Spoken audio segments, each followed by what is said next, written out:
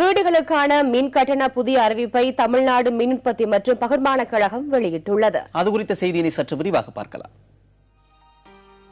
இதன்படி 100 யூனிட் வரையிலான மின் பயன்பாட்டுக்கு கட்டணம் கிடையாது என்று அறிவிக்கப்பட்டுள்ளது. 120 யூனிட் வரை பயன்படுத்தும் போது முதல் 100 யூனிட் கழிக்கப்பட்டு மீதமுள்ள 20 யூனிட்டுக்கு மட்டுமே 50 ரூபாய் மட்டும் கட்டணம் செலுத்தினால் போதும் என்று தெரிவிக்கப்பட்டுள்ளது. 160 யூனிட் வரையிலான பயன்பாட்டுக்கு 110 ரூபாய் கட்டணம் நிர்ணயிக்கப்பட்டுள்ளது.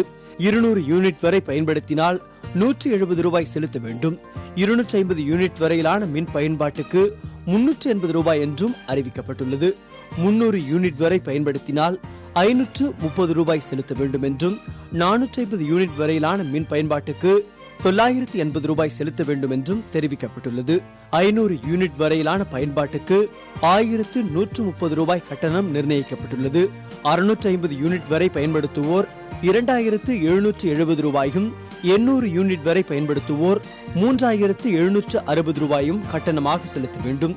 950 யூனிட் வரையிலான மின் பயன்பாட்டுக்கு 4750 ரூபாயும், 1100 யூனிட் வரையிலான பயன்பாட்டுக்கு 5740 ரூபாயும் கட்டணமாக நிர்ணயிக்கப்பட்டுள்ளது.